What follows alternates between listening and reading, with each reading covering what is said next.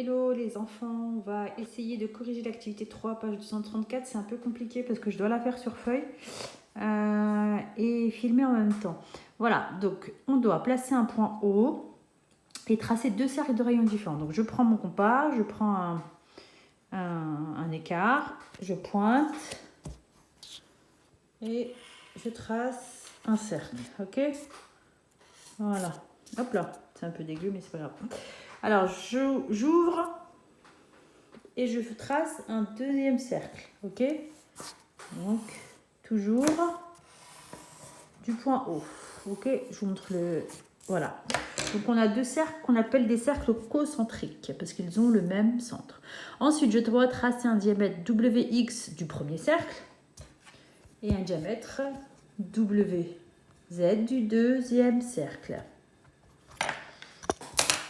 Donc, je vais tracer un diamètre. Un diamètre, ça doit passer par, attention, par le centre. Non, j'ai pas, voilà.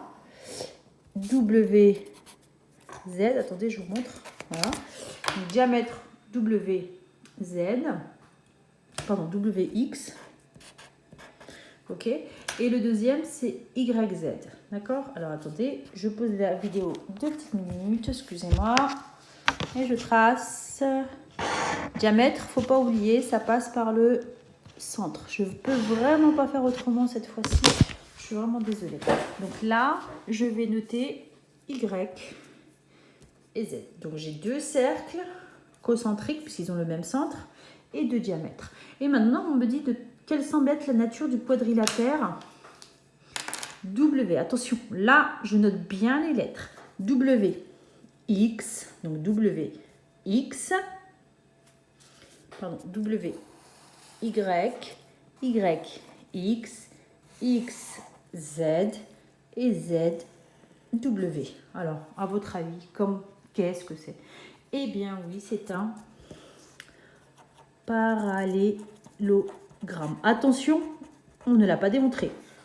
On conjecture, on peut supposer, on peut donner une hypothèse, mais en aucun cas, on peut l'affirmer, d'accord?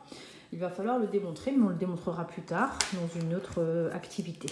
Donc ça a l'air d'être un parallélogramme.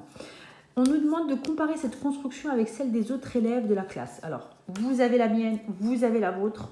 Je pense que ça suffira. Normalement, vous êtes censés tous savoir la même chose, ok? Et donc, du coup, qu'est-ce qu'on peut dire ici?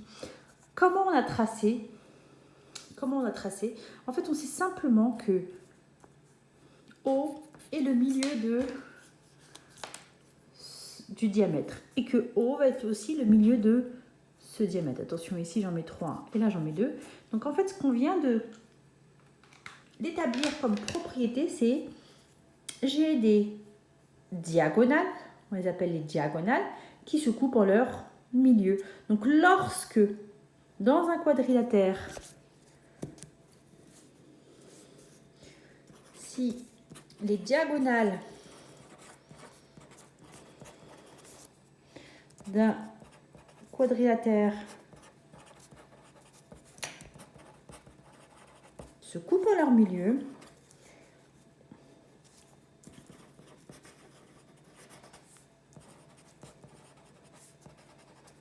alors c'est un parallélogramme.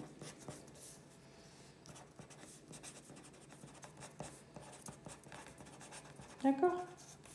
Donc voilà la première propriété qu'on va établir.